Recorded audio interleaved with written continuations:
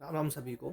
आज अपना हम मॉक टेस्ट सीरीज़ का video number mock test number 13 का सॉल्यूशंस करने वाले हैं। तो जिसने भी अगर ये मॉक टेस्ट अटैम्प्ट नहीं किया है तो वो टेलीग्राम में जाके लिंक होगी टेलीग्राम की, वहाँ पे जाके मॉक टेस्ट को पहले अटैम्प्ट कर सकता है, फिर अपना इस वीडियो सॉल्यूशन को देख सकता है। तो आज का हमारा पहला क्वेश्चन है नंबर सिस्टम पे। तो क्वेश्चन में क्या बोला हुआ है कि जो नंबर है वो 8 से डिविजिबल है। तो हमें कुछ रूल पता होना चाहिए कि कौन नंबर किससे डिविजिबल होता है, ये चेक कैसे करते हैं। तो उसको चेक करने का हमारा तरीका होता है कि जैसे कोई डिवाइड बाय 2 है कोई नंबर, तो उस डिजिट का हम देखते हैं लास्ट डिजिट। अगर उसकी लास्ट डिजिट क्या हो, 0 हो, 2 हो, 4 हो, 6 हो, 8 हो, तो वो 2 से डिवाइड हो जाएगा। वहीं पे अगर मुझे चेक करना हो कि कौन सी डिजिट डिवाइड बाय 4 है, तो हमें चेक करनी होती है लास्ट की 2 डिजिट। अगर लास्ट की 2 डिजिट 4 से डिविजिबल हैं तो मतलब वो पूरी डिजिट भी 4 से डिविजिबल हो जाएगी। तो जब हमें चेक करना होता है डिवाइड बाय 8 कि कोई डिजिट 8 से डिवाइड होगी या नहीं होगी, तो हम सिर्फ ये चेक करते हैं लास्ट की 3 डिजिट। अगर लास्ट की 3 डिजिट 8 से डिवाइड हो रही हैं तो उसका मतलब पूरी डिजिट 8 से डिवाइड हो जाएगी। जैसे एग्जांपल हम देखते हैं, यहाँ डिजिट लिखी हुई है आपकी 32, 9, 4, 9 एक्स। अब हमें चेक करना है कि ये डिविजिबल बाय 8 है। ये पहले क्वेश्चन में बोल रखा है कि ये डिवाइड होगी ही होगी, तो हमें इस एक्स की वैल्यू को पता लगाना है। तो अब हमें पूरी डिजिट ऐसे डिवाइड करके देखनी नहीं है कि हम वैसे पूरा करने बैठ जाएंगे। 8 से डिवाइड चेक करना है तो ये 32 गया, फिर 9 नीचे आया, 8 ऐसे। ये हमें स्टेप फॉलो नहीं करने हैं। जो मैंने बताया है कि सिर्फ हमें लास्ट की 3 डिजिट देखनी है। लास्ट की 3 डिजिट क्या है, 4, 9, जो वैल्यू हमें निकालनी है, फाइंड आउट करनी है। तो जब हम करेंगे इसको 8 से डिवाइड, तो ये क्या आएगा, 8 के टेबल में 49 से छोटा होता है 48। अब यहाँ क्या बचा, 1। और यहाँ बताओ, यहाँ मैं ऐसी कौन सी डिजिट लिखूँ इन चारों में से, 0, 2, 8, 6। अगर 0 लिखूँगा तो 10, 10 8 के टेबल में नहीं आता। 2 लिखूँगा तो 12, 8 के टेबल में नहीं आता। 8 लिखूँगा 18, 18 8 के टेबल में नहीं आता। तो एक डिजिट बची क्या, 16, कि जो मेरे 8 के टेबल में आती है और पूरा इस डिजिट को डिवाइड कर देगी। तो मेरा आंसर क्या होगा, ऑप्शन नंबर डी। तो ये हमारे कुछ तरीके होते हैं बिना पूरी डिवाइड किए चीज़ों को पहचान लेना कि क्या वो उससे डिवाइड पूरी तरीके से होगा या नहीं होगा। तो ये ध्यान रखना, 2 के लिए लास्ट की डिजिट, 4 के लिए लास्ट की 2 डिजिट, और 3 के लिए लास्ट की 3 डिजिट। ऐसे ही 16 के लिए लास्ट की 4 डिजिट, ऐसी वो बढ़ती रहेंगी। नेक्स्ट क्वेश्चन है हमारा सिंप्लीफिकेशन का। देखो क्वेश्चन में क्या बोला हुआ है कि 0.25 इंटू ऑफ मतलब क्या होता है, मल्टीप्लाई। पहले हम उसी को सॉल्व करते हैं क्योंकि बोर्ड मास में होता है ब्रैकेट ओपन और फिर उसके बाद ऑफ। 2/4/5 minus 3/9/10 divide by 1.10। इसको हमें करना है सॉल्व। देखो 25 है, इसको मैं क्या लिख सकता हूँ, 25/100 इंटू 63। ये आपका प्लस का प्लस, और इसको करते हैं सॉल्व। इसको करेंगे इंटू। अगर किसी को ना आता हो सॉल्व करना तो यहाँ देख लो, ये वो हमारा मिक्स फ्रैक्शन। इसको चेंज करना है हमारे नॉर्मल फ्रैक्शन में। करते क्या है, नीचे वाली को बीच वाली संख्या से इंटू करते हैं, 5 × 10, एंड देन ऊपर वाली को ऐड कर देते हैं। नीचे का ऐसे कैसे, तो क्या हो गया, 5×2 = 10 प्लस 4 14, 14/5 माइनस ऐसे यहाँ करेंगे। 10 को इससे इंटू किया 30, और प्लस 9 39/10, और डिवाइड और यहाँ पे 110, 2 के बाद पॉइंट है तो नीचे क्या आ गया, 100। अब तो उसका मतलब क्या है, इससे कट जाएगा 4 पे, तो ये क्या आ गया, 63/4। इसको ऐसे कैसे छोड़ देंगे। अब मुझे क्या करना है, देखो मुझे या तो एलसीएम ले सकता हूँ, या मैं इसको इक्वल कर सकता हूँ। इक्वल कैसे, मैं 5 को 10 ईजिली क्या कर सकता हूँ, बना सकता हूँ। कैसे, 2 से इंटू कर दूँ तो क्या करूँगा, ऊपर भी जैसे 14/5 है, तो मुझे 5 को 10 बनाना है, तो क्या करूँ, ऊपर नीचे 2 से इंटू कर दूंगा। तो मेरा क्या हो जाएगा, 28/10। मेरा ये क्या हो जाएगा, 28/10 10। याद रखना ये ब्रैकेट में है, जब तक ये सॉल्व ना हो जाए इसका ब्रैकेट हमें ओपन नहीं करना है। 39/10। देखो ये डिवाइड का साइन चेंज होगा मल्टीप्लाई में, तो 100 ऊपर आ जाएगा और 110 नीचे आ जाएगा। ठीक है, तो ये छोटे छोटे स्टेप हैं जो हमें ध्यान रखने होते हैं। कुछ भी स्टेप अगर मिस करोगे तो आपका आंसर गलत आएगा, मैच नहीं होगा। हमें क्या करना है यहाँ पे आगे 63/4। अब देखो ये हमारा जो डिनोमिनेटर है, जो हमारा अंश है वो सेम हो गया है, तो इसको इसमें से करेंगे माइनस। और देखो माइनस का साइन बड़ा है, मतलब डिजिट जो बड़ी है 39 बड़ी है और उसके साथ माइनस का साइन है, तो जो भी आंसर आएगा वो क्या आएगा, माइनस में ही आएगा। तो क्या आएगा, माइनस का 11/10 और मल्टीप्लाई 100/110। देखो एक जीरो से एक जीरो गया और इस जीरो से आपका ये जीरो गया, 11 से आपका 11 गया, क्या बचा 63/4 और माइनस का 1। कैल्शियम लेंगे क्या आएगा 63 माइनस 1/4, नीचे 1 है तो एल्शियम क्या आएगा 4 का 4, इसमें से 4 का कितना बचेगा 59/4। अब इसको करेंगे डिवाइड, कितना आ जाएगा 1, 14 चौक 56.75। ये आएगा आपका आंसर 14 पॉइंट प्लस का 75, आपका ऑप्शन नंबर सी। तो इसमें बस छोटे छोटे स्टेप थे जो हमें ध्यान रखने होते हैं। कोई भी स्टेप जल्दबाजी में मिस करोगे तो आपका आंसर वहाँ पे मैच नहीं होगा और फिर वहाँ पे आपका टाइम वेस्ट होगा। ठीक है, अब देखो अब क्वेश्चन में क्या बोला हुआ है हमें कि ए ने इन्वेस्ट किया है बी से 30% ज़्यादा। तो हम इसको करते हैं रेशियो से, ए रेशियो बी। ए ने बी से ज़्यादा किया है, अगर बी ने 100 किया है तो ए ने आपका 30% ज़्यादा मतलब 130 इन्वेस्ट किया है। ठीक है, फिर आपका बोला बी ने सी से 40% कम किया है, तो अगर सी ने 100 किया है तो हमारा बी ने उससे 40 कम इन्वेस्ट किया है। कितना किया है आपका 40 कम इन्वेस्ट 60।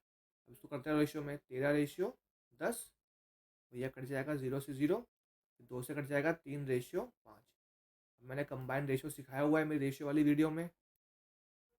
ऐसे हम लिखते हैं रेशियो ए बी सी, ए और बी के नीचे ए और बी का रेशियो लिखा और बी और सी के नीचे बी और सी का रेशियो हमने लिख लिया। ठीक है, फिर हम क्या करते हैं जो स्पेस खाली होता है उसे फिल कर देते हैं, जो उसके बगल में लिखा होता है क्या करेंगे इसको इंटू कर देंगे, क्या आएगा 39/30/50। ठीक है, अब क्वेश्चन में बोला गया हमें हमें हमें सी की इन्वेस्टमेंट दी हुई है और हमें एवरेज पूछा है टोटल अमाउंट का, कि तीनों ने जो है तीनों ने जो इन्वेस्ट किया है उसका एवरेज क्या होगा। तो देखो एक कंडीशन है कि आपको सी की इन्वेस्टमेंट दी हुई है, सी कितनी है 8,000। एक तरीका है मैं पहले बी की भी निकाल लूँ, सी की भी निकाल लूँ, फिर तीनों को प्लस करके उनको 3 से डिवाइड कर दूँ एवरेज निकालने के लिए। और एक तरीका है मैं डायरेक्ट इन्हीं रेशियो का एवरेज निकाल लूँ, क्योंकि वो तो सेम ही आएगा ना, इन्हीं रेशियो का एवरेज निकाल लूँ फिर उसी की हेल्प से सॉल्व कर लूँ। कैसे, अब देखो यहाँ पे हमने माना ए ने इन्वेस्ट किया है 39, बी ने इन्वेस्ट किया है 30 और सी ने किया है 50।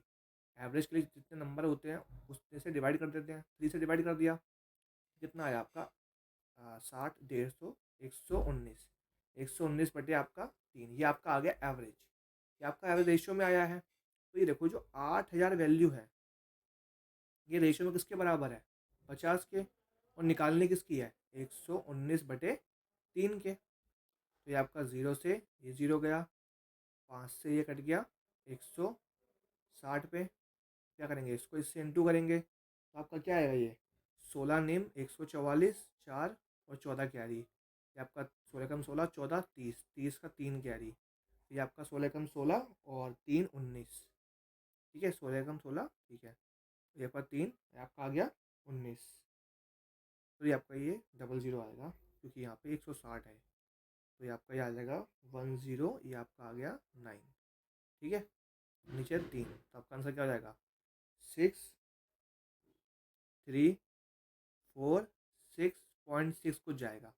तो आपका राउंड ऑफ क्या हो जाएगा, राउंड ऑफ में आंसर पूछा है तो 6,3,4,7, क्योंकि पॉइंट के बाद 5 के ऊपर चला गया है तो नेक्स्ट फिगर में काउंट हो जाता है। अगर 5 से कम होता तो वो 46 ही रहता आपका।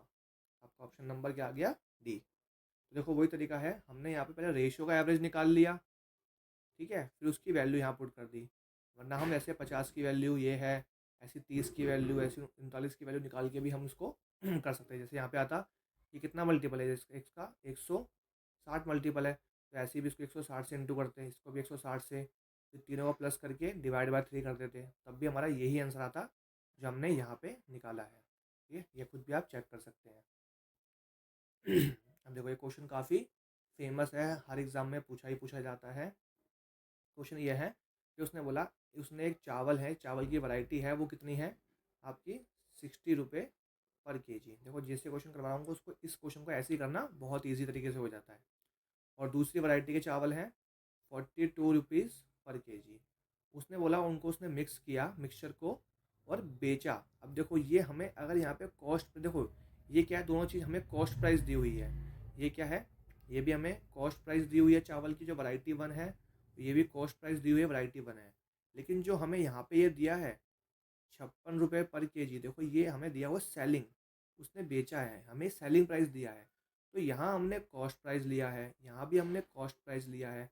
तो हम जब एलिगेशन लगाएंगे, बीच में जब हम मेथड लगाएंगे एलिगेशन का, तो यहाँ भी क्या होना चाहिए कंपैरिजन के लिए, कॉस्ट, हमारा कॉस्ट प्राइस होना चाहिए ना हमारा। तो जब हम कंपैरिजन कर रहे हैं कॉस्ट प्राइस की, तो हम कंपैरिजन किससे करेंगे, कॉस्ट प्राइस से करेंगे। हमें दिया यहाँ सेलिंग प्राइस, तो हम कॉस्ट प्राइस निकाल लेंगे। क्या उसने 56 रुपये पर केजी का बेचा है और 12% का प्रॉफिट कमाया है, मतलब सेलिंग प्राइस क्या हो जाएगी 112। 112 की वैल्यू निकालनी क्या है, कॉस्ट प्राइस, मतलब 100 की निकालनी है वैल्यू। तो देखो सेलिंग प्राइस होता क्या है, कॉस्ट प्राइस प्लस प्रॉफिट। तो हमने क्या माना कि मेरा कॉस्ट प्राइस 100% है और उसका प्रॉफिट कितना है 12%, तो मेरा सेलिंग प्राइस क्या हो गया 112%। तो 112% वैल्यू की वैल्यू हमें दी हुई है और निकालनी किसकी है, हमें निकालनी वैल्यू है हमारे किसकी, कॉस्ट प्राइस की। ये हमें निकालना है कॉस्ट प्राइस, जो हमने इसमें मिक्स किया है, ये से कट गया 2 पे और ये 2 से कट गया 50 पे, तो हमारा क्या आ गया 50 रुपये पर केजी उसकी कॉस्ट प्राइस निकली जब उसने इन दोनों वैरायटी को मिक्स कर दिया। तो उसने किस रेशियो में मिक्स करा है, जो उसको 12% का प्रॉफिट हुआ है। तो 50 में से 42 गए, देखो 50 माइनस 42 एंड 60 माइनस 50, कितना आ गया है आपका 8 और ये आपका 10। क्या रेशियो आ गया आपका, उसने उस वैरायटी को 4:5 में मिलाया, तब जाके उसको 12% का प्रॉफिट हुआ है, आपका ऑप्शन नंबर ए। ठीक है, ये आपका टाइम एंड डिस्टेंस का क्वेश्चन है, ऐसे क्वेश्चन भी अक्सर पूछे ही जाते हैं। क्वेश्चन में बोला है कि एक ट्रेन ने, ठीक है एक ट्रेन है, यहाँ ट्रेन ड्रॉ करते हैं, ठीक है ये आपकी ट्रेन है, ठीक है। और उसने, एक ट्रेन ने एक 250 मीटर लंबे प्लेटफॉर्म को, ये आपका 250 मीटर लंबा प्लेटफॉर्म है, ठीक है। एक ट्रेन ने 250 मीटर लंबे प्लेटफॉर्म को पार किया है, कितना टोटल मतलब ट्रेन ने यहाँ से लेके यहाँ तक, देखो पार मतलब क्या, ट्रेन यहाँ आई होगी, यहाँ से इसका स्टार्टिंग पॉइंट है, वो धीरे धीरे आगे चलते हुए आई, आगे चलते हुए आई, पहले इसने प्लेटफॉर्म को पार किया, यहाँ इसके इंजन ने प्लेटफॉर्म को पार किया, इंजन ने प्लेटफॉर्म को पार किया होगा। फिर मतलब प्लेटफॉर्म को पार करने का मतलब क्या है, खुद को भी पार करना और अपनी लेंथ को भी, मतलब प्लेटफॉर्म को भी पार करना, फिर अपनी लेंथ को भी पार करना, मतलब जो लास्ट तक यहाँ पे गई होगी। तो ट्रेन ने क्या करा, ट्रेन ने 20 सेकंड के अंदर अपनी ट्रेन की लेंथ भी पार करी, प्लस प्लेटफॉर्म की भी लेंथ पार करी। क्योंकि प्लेटफॉर्म को पार करने का मतलब क्या है कि पहले उसने यहाँ से आई, प्लेटफॉर्म की लेंथ पार करी, फिर वो यहाँ से अब आगे निकले, फिर उसने अपनी लेंथ पार करी। उसने इस 20 सेकंड में ये काम किया, कितना उसने डिस्टेंस कवर किया, ठीक है, कितने टाइम में कवर किया, ठीक है, ये उसने कितने टाइम में कवर किया। तो टाइम यहाँ लिखा है स्पीड, उसकी कितनी स्पीड थी 90 किलोमीटर पर आवर, और उसको करने के लिए कितना टाइम लिया उसने 20 सेकंड, क्योंकि डिस्टेंस अपन स्पीड क्या होता है, टाइम ही होता है। अब ट्रेन की लेंथ हमें निकालनी है, हमें पता ही नहीं है, प्लेटफॉर्म की लेंथ दे रखी है 250, और ये 90 क्या है, 90 हमारा किलोमीटर पर आवर है, पर आवर में दिया है, इसको हमें चेंज करना है मीटर पर सेकंड में। तो जिन लोगों को नहीं पता मैं यहाँ बता देता हूँ, ये देखो जैसे यहाँ पे मीटर पर सेकंड है, इसको मुझे चेंज करना है किलोमीटर पर आवर में, स्पीड को, यहाँ बात हो रही है स्पीड की। तो देखो जैसे यहाँ पे, तो हमें क्या करना होता है, जब मैं, देखो छोटी यूनिट से बड़ी यूनिट में जाऊँगा, किलोमीटर पर आवर बड़ी यूनिट है और मीटर पर सेकंड छोटी यूनिट है, तो जब छोटी से बड़ी में जाते हैं तो मल्टीप्लाई करते हैं 18/5 से। और जब किलोमीटर पर आवर में स्पीड दे रखी है उसको चेंज करना है मीटर पर सेकंड में, तो बड़ी यूनिट से मुझे जाना है छोटी यूनिट में, तो किससे इनटू करूँगा, तो 5/18 से। ठीक है, देखो बड़ी में जब जाना है छोटी से बड़ी में तो बड़ा ऊपर आएगा, छोटा नीचे आएगा। जब बड़े से छोटे में जाना है तो छोटा वाली डिजिट ऊपर आएगी और बड़ी वाली नीचे आएगी। तो यहाँ मुझे इनटू करना है किससे, 5/18 से, और ये सब कुछ अब मीटर पर सेकंड में हो गया। तो यहाँ पे x + 250, अब ये 18 नीचे है ऊपर आ जाएगा 18, यहाँ पे 90/5 कितना हो गया 20, 18 से कट गया 5 पे, 5×5 = 25 और दूनी 500, x + 250 कितना हो गया आपका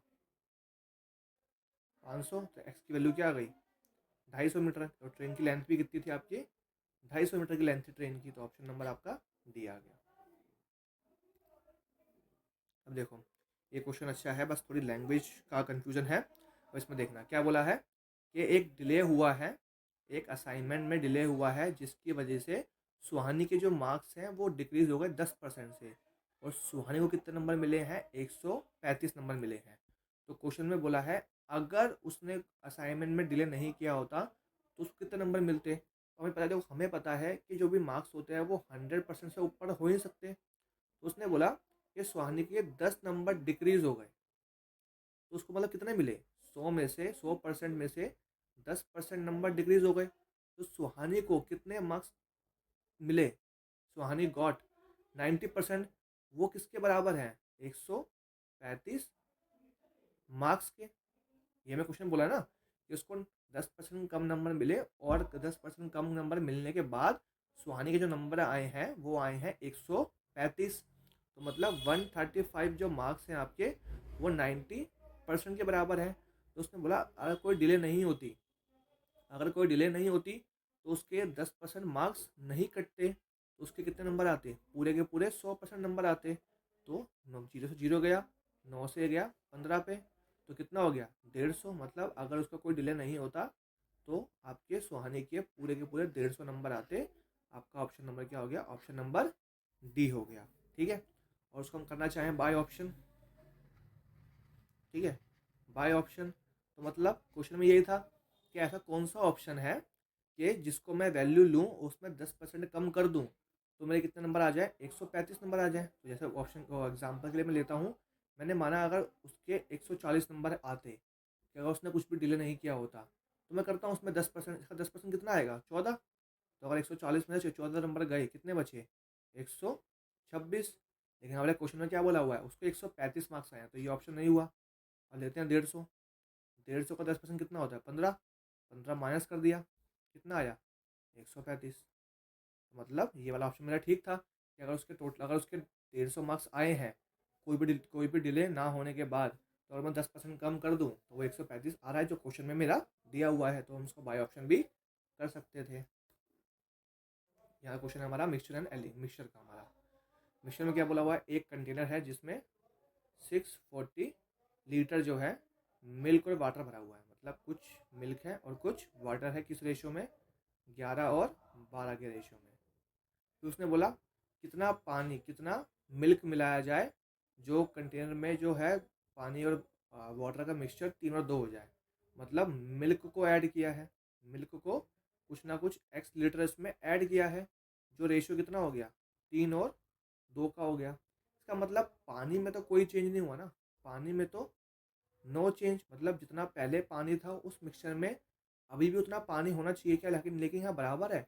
यहाँ तो 12 है और यहाँ पे 6 है, ये बराबर नहीं है तो क्या करेंगे बराबर कर देंगे इसको। इंटू 6 कितना हो गया 18 और आपका 12। अब यहाँ हमारा पानी बराबर हो गया, लेकिन मिल्क तो चेंज हो गया क्योंकि क्वेश्चन में बोला भी है मिल्क को ऐड किया गया है। कितना ऐड किया है x लीटर, रेशियो में कितना ऐड हुआ है, रेशियो में आपका 7 इंक्रीज हुआ है, ये हमें निकालना है।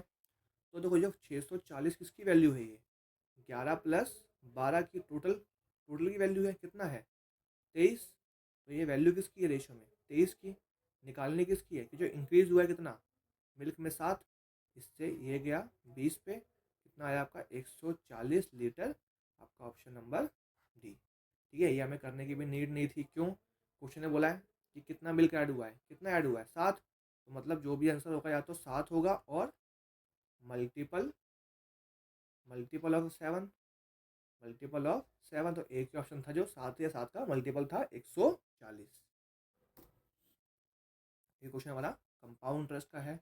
देखो क्वेश्चन में क्या बोला है कि 2 साल, कोई एक प्रिंसिपल था, 2 साल बाद वो हो गया 1200, और यहीं से 3 साल बाद कितना हो गया 1260, मतलब ये 2 ईयर्स 2 साल बाद और ये 3 साल बाद। तो कंपाउंड इंटरेस्ट का आपको एक लॉजिक पता होगा कि कंपाउंड इंटरेस्ट के अंदर हर साल जो प्रिंसिपल होता है वो चेंज होता रहता है, क्यों?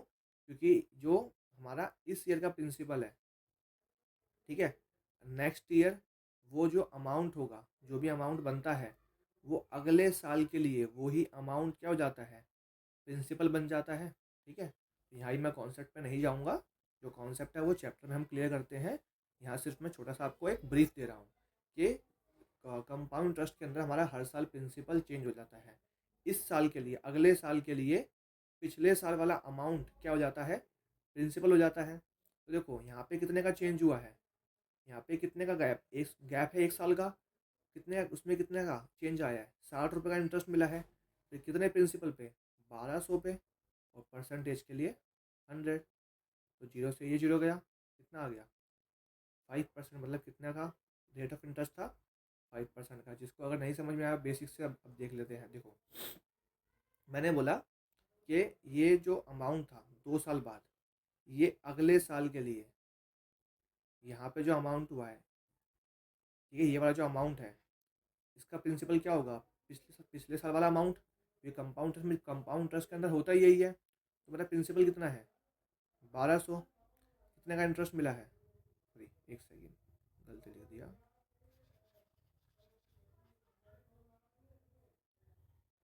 ठीक है, मुझे कितने का इंटरेस्ट मिला है, 60 का इंटरेस्ट मिला है, कितने पे 1200 पे।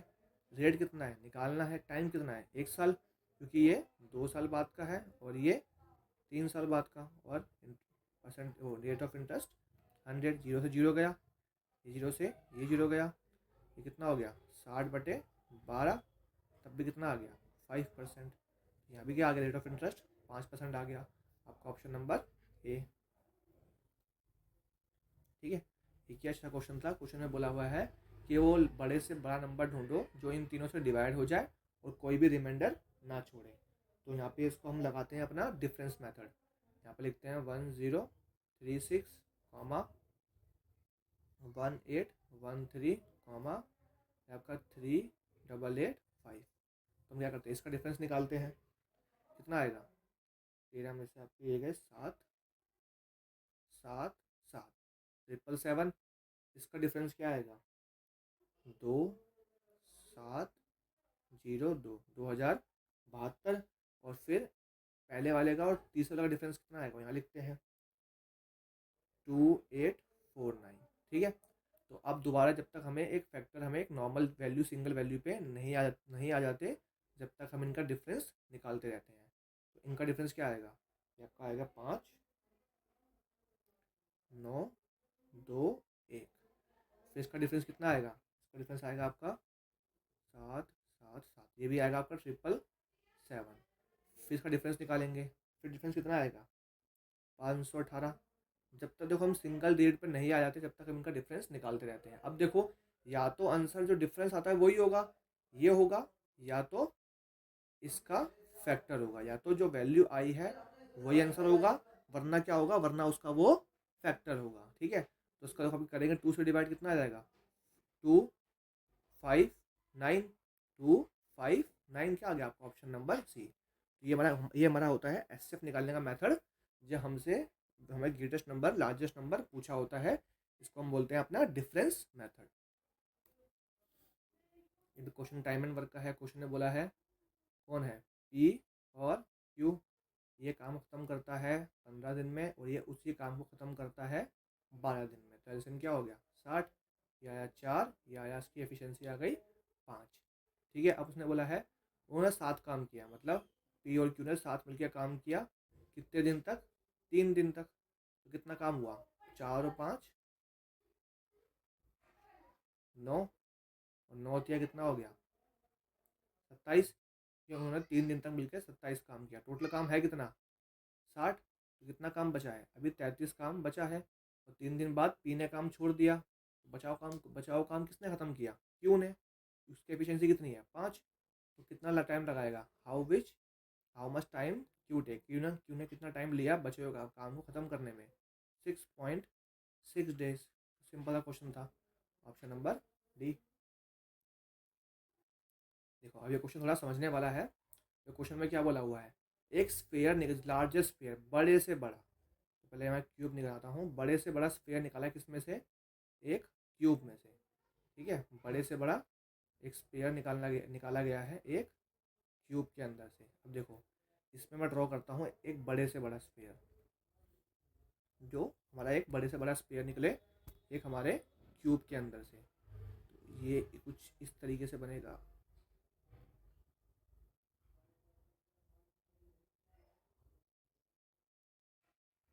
ये कुछ इस तरीके से बनेगा, ये बड़े से बड़ा स्पेयर। अब देखो ये बड़े से बड़ा स्पेयर और क्यूब में क्या डिफरेंस है, मतलब क्या रिलेशन है? अब देखो जो ऊपर से नीचे देखो, या जैसे मैं इसकी 3D फिगर बनाता हूँ नीचे, सॉरी 3D 2D फिगर बनाता हूँ। ये कुछ अगर मैं ऊपर से देखूंगा इसको, इस क्यूब को, तो कुछ इस तरीके से दिखेगा। तो इसका मतलब क्या हुआ?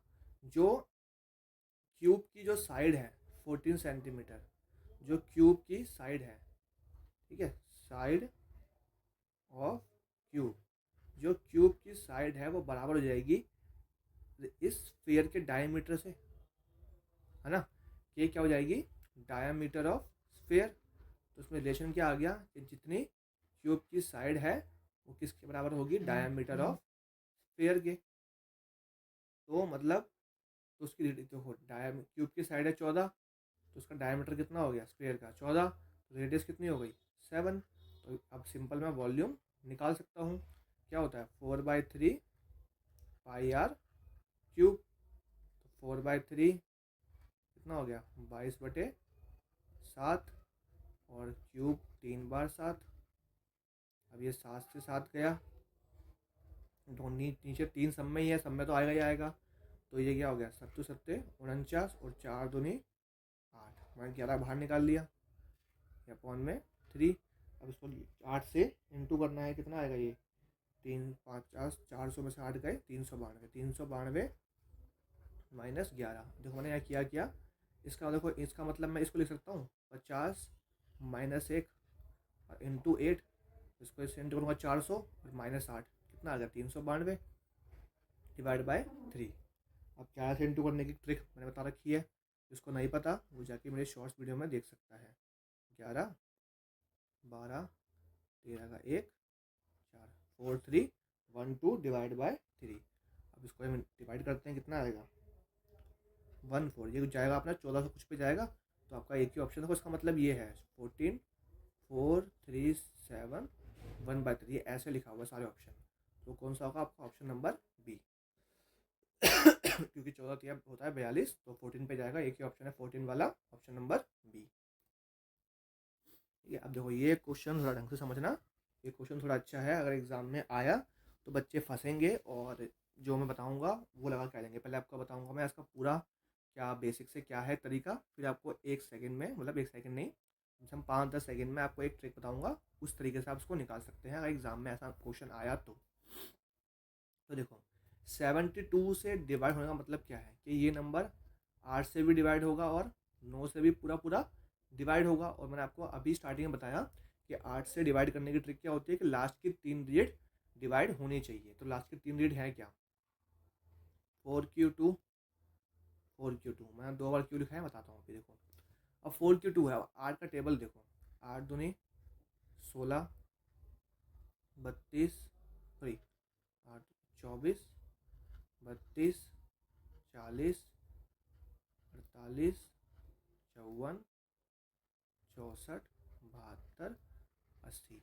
अब मुझे बताओ, अगर यहाँ पे क्वेश्चन में बोला है कि ये डिजिट 8 से डिवाइड है, तो लास्ट में क्या है? 2। मतलब मुझे ऐसा मल्टीपल चाहिए 8 का जिसके लास्ट में 2 आता हो। तो वो किस किस में आता है? एक तो 32 में आता है लास्ट में 2, और एक 72 में आता है। तो मतलब ये q की वैल्यू 2 हो सकती है, या तो आंसर 432 होगा या आंसर 472 होगा। ठीक है, ये हो सकता है। और 9 का मल्टीपल क्या चेक करते हैं? 9 का मल्टीपल हम देखते हैं कि 9 का मल्टीपल क्या होता है, जो उस डिजिट का डिजिटल सम होना चाहिए वो डिवाइड बाय 9 होना चाहिए। फॉर एग्जांपल मैंने लिखा 7254। अब मैं बिना चेक करे ये बता सकता हूँ कि ये 9 से डिवाइड होगा। क्यों? क्योंकि देखो 7, या तो उनको प्लस कर लो, कैसे? डिजिटल सम, ये होता है डिजिटल सम। या तो ऐसे कर लो, 7 2 9, 9 5 14, 14 और 4 18। तो 18 9 के टेबल में आता है। तो ये अगर इनका सम, डिजिटल सम 9 से डिवाइड हो रहा है तो मतलब ये डिजिट भी 9 से डिवाइड हो जाएगी। या तो है चेक करते हैं, या हम चेक करते हैं इस तरीके से, जहाँ जहाँ 9 बने काट दो। 7 2 9 काट दिया, 5 4 9 काट दिया। तो उसका यूज़ करेंगे यहाँ पे। हम डिजिट लिखते हैं 4P75684। अब मैं क्यू की जगह एक बार तो मैं 3 लूँगा, और एक बार क्यू की जगह मैं एक बार 7 लूँगा।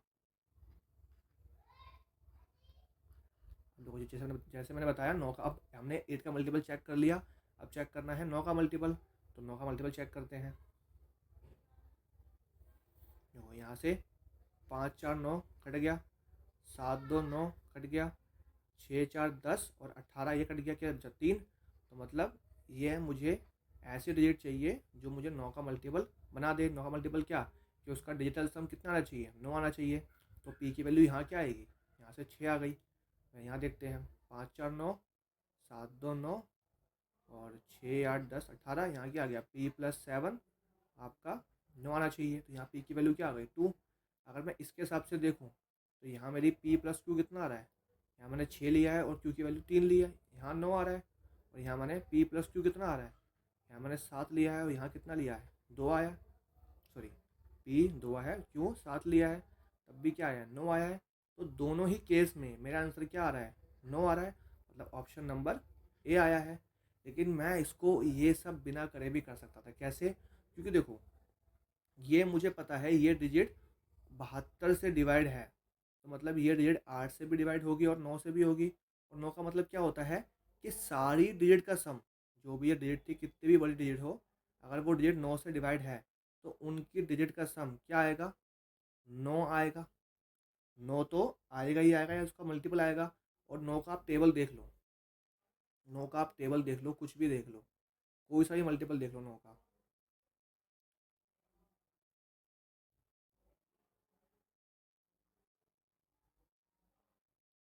देखो 9 का टेबल कोई सा भी देख लो, 8 और 1 9, 7 2 9, 3 6 9, 5 4 9, 5 4 9, 6 3 9, 7 2 9, 8 1 9, 9 0 9। मतलब 9 का कोई भी मल्टीपल हो, कोई भी टेबल हो, अगर 9 से वो डिवाइड है तो मतलब उनका डिजिटल सम कितना आने वाला है? 9 ही आने वाला है। और इस डिजिट में क्या था? मतलब 4P75684 Q2। मतलब मुझे मतलब क्या है, इनका मैं डिजिटल सम करूँगा इन सभी का। ठीक है, इनका मैं अगर डिजिटल सम करूँगा तो वो कितना आना चाहिए? 9 आना चाहिए। तो मतलब इन P+Q का भी, P+Q का भी डिजिटल सम क्या आना चाहिए? 9 ही आना चाहिए था। तो मतलब मुझे इतना बड़ा करने की नीड, ये सब करने की नीड नहीं थी। इसलिए आपको मैंने समझाया बेसिक से। अगर इन फ्यूचर आपसे अलग अलग पूछ ले, आपसे अलग अलग पूछ ले कि P की वैल्यू क्या है, Q की वैल्यू क्या है, अगर इस तरीके से पूछ ले तो आप वहाँ पे आंसर कर सको। मैंने इसलिए आपको ये बेसिक से भी सिखाया है। ठीक है, अब ये बेसिक से आपका एलसीएम क्वेश्चन है। क्वेश्चन में क्या बोला हुआ है कि मुझे सेकंड स्मॉलेस्ट नंबर बताओ। स्मॉलेस्ट नंबर क्या है? लोएस्ट कॉमन मल्टीपल, मतलब एलसीएम निकालना है किस किस का? 3 5 7 11। इसमें कुछ कॉमन नहीं है। क्या करेंगे? एलसीएम ले सबको आपस में इंटू कर देंगे। कितना आ गया? 5 15, और 15 7 105 इंटू 11। आप खुद देख लो 11 का मल्टीपल कितनी बार आपका यूज़ होता है। आपको अगर आता होगा तो सिंपल हो गया। अब देखो उसने सेकंड बोला, ये तो फर्स्ट हो गया। सेकंड मतलब क्या? इसको 2 से इंटू कर दो, कितना आ जाएगा? 2 3 1 0। ये क्या हो जाएगा इसका सेकंड मल्टीपल। थर्ड पूछता तो इसी को 3 से इंटू कर देते, फोर्थ पूछता उसको 4 से इंटू कर देते, तो क्या आ गया आपका 2310। ठीक है, ये आपको बोला क्वेश्चन में आपकी प्रेजेंट पॉपुलेशन 10 लाख है और कुछ सालों बाद कितनी होने वाली है, एक्सपेक्टेड है कि 12,10,000। तो अभी 10 लाख है और कुछ साल बाद 12,10,000 होने वाली है। तो हमें निकालना है कि कितना ग्रोथ रेट होगा। तो ये आपके 4 जीरो से 4 जीरो गए, क्या बचा 100 और 21, मतलब ये हो गया 10 का स्क्वायर और 11 का स्क्वायर। अगर देखो हमसे टाइम पूछता, इफ़ हमसे अगर टाइम पूछता तो जो पावर होती है, टाइम क्या होती है, पावर के बराबर। तो यहाँ पावर कितनी बन रही है, यहाँ पावर 2 बन रही है, तो हमारा क्या होता कि 2 साल में हो जाएगा। हमसे पावर पूछता तो हमारा आंसर होता 2 ईयर्स। इसने हमसे पावर नहीं पूछा, क्या पूछा हमसे, रेट पूछा है। तो 10 और 11 का रेशियो आ गया, एक इंक्रीज 10 पे, परसेंटेज के लिए 100, क्या आ गया आपका 10%। तो फिर ग्रोथ रेट कितनी है, 10% की ग्रोथ रेट है। आज का लास्ट क्वेश्चन, क्वेश्चन में बोला है कि ए जो है बी से 3 गुना फास्ट है। तो ए की अगर एक स्पीड 1 है तो बी की अगर स्पीड 1 है तो ए की स्पीड कितनी है 3। ये इनके एफिशिएंसी है। तो टाइम क्या होता है, टाइम इनके सॉरी, तो टाइम का रेशियो क्या होता है, रिवर्स हो जाता है। ये हो गया 1 और ये 3। अब देखो बोला क्या है, यहाँ बोला है कि हमें टाइम की जरूरत थी भी नहीं, उसने बोला है अगर दोनों एक साथ काम करें तो कैसे निकालेंगे। तो हम देखो टोटल वर्क क्या होता है, टोटल वर्क मतलब होता है एफिशिएंसी इनटू टाइम, वो कितना टाइम लेता है और कितनी उसकी एफिशिएंसी है। हमें टाइम दे रखा है 280 दिन लिए, बी अगर अकेला काम करता है और उसकी एफिशिएंसी कितनी है 1 की। तो मुझे निकालना है जब दोनों मिलके जब काम करेंगे। तो मेरे पास टोटल वर्क आ गया, टोटल वर्क कितना है 1 इंटू 280। और ये पूछा है जब दोनों मिलकर काम करेंगे ए प्लस बी, मतलब उनकी एफिशिएंसी कितनी है 3 और 1 4 की एफिशिएंसी है। तो वही काम कितने दिन में ख़त्म कर देंगे, 70 डेज में ख़त्म कर देंगे। यहाँ पे हमें टाइम के रेशियो की नीड भी नहीं थी। तो ये एक बेसिक सा क्वेश्चन था, लेकिन ये पता होना चाहिए कैसे इस कॉन्सेप्ट का यूज़ करके। तो टोटल वर्क निकाल लिया और डिवाइड बाय एफिशिएंसी आ गया उसका टाइम। ऑप्शन नंबर आपका डी हो गया। तो यहाँ हमारे क्वेश्चन ख़त्म होते हैं आज के। मिलते हैं अपनी नेक्स्ट वीडियो में। जब तक के लिए आपको अगर वीडियो अच्छी लगी हो तो इस वीडियो को ज़्यादा से ज़्यादा लोगों तक शेयर करना कि जो दिल्ली पुलिस के प्रिपरेशन कर रहे हैं। और आपके कोई आपका नॉन में किसी को अगर मैथ्स को बेसिक से पढ़ना हो तो आप मेरी प्लेलिस्ट में बेसिक से मैं मैथ्स को अलग से पढ़ा रहा हूँ, तो आप उस प्लेलिस्ट को वहाँ तक शेयर कर सकते हो। मिलते हैं अपनी नेक्स्ट वीडियो में, जब तक के लिए अपना अपने परिवार का ध्यान रखना। जय श्री राम।